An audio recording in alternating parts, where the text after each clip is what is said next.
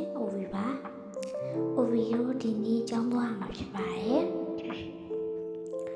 OV ကျောင်းသွားတယ်မှာကတော့မနေ့အနောက်ကျမှထားပြီးတော့ကလန်ကလောနဲ့တော်လိုက်ရပါတယ်။မနေ့စာတခြားပတ်နေမစားလိုက်ရဘူးနော်။နောက်မှပြောပါမယ်။ကိုကတော့ OV blog လေးရိုက်ထားဖြစ်ပါတယ်။အမှမသိဘူးပေါ့နော်ခဏထားပြီးပြက်အိပ်ပြီးတော့မှပြီးခါကျမှငါဒီနေ့ကျောင်းဖွင့်နေဆိုပြီးတော့ပေါ့နော်အဒီကြောင်းကိုင်းထားလိုက်တာပဲဖြစ်ပါတယ်။ဖုန်းကလည်းလနေရောလေ။OV လန့်ပြီးတော့ထောက်ခုံလိုက်တာပေါ့နော်အဲ့မှာစကားတွေလည်းပြောမှပြောမိညမှာဒီမှာပုတ်ခင်လို့ထင်လို့ပေါ့နော်ဗီဒီယိုရွှေ့ပြီးညဖြစ်ပါတယ်အားလုံးမမြင်ရမှာဆိုလို့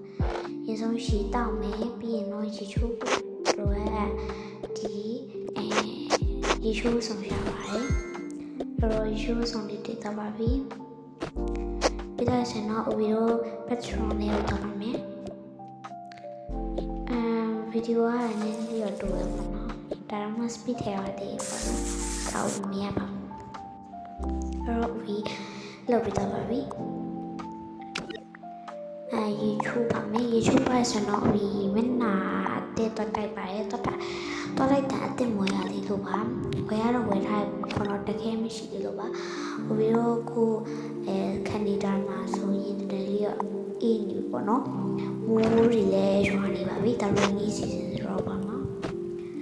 မင်းညတော့လည်းကြောင်မခွင်မလို့ဘာမှမထည့်လိုက်ရပါဘူးတွားကန်ဒီလာကန်ဒီမှာပဲမိုးတွေကောက်ရွာပါတယ်ပေါ့နော်အဲ့တော့ကြောင်ကိုပဲအင်ဂျီထည့်ပြီးတော့ဒီမိုးကအင်ဂျီနဲ့ကောင်းစွာနေနဲ့ဒီ umbrella လေးယူပြီးတော့ပဲတွားခဲ့ရပါတယ်ရှင်အဲ့တော့တွားကြပါမယ်OV ရဲ့ဒီ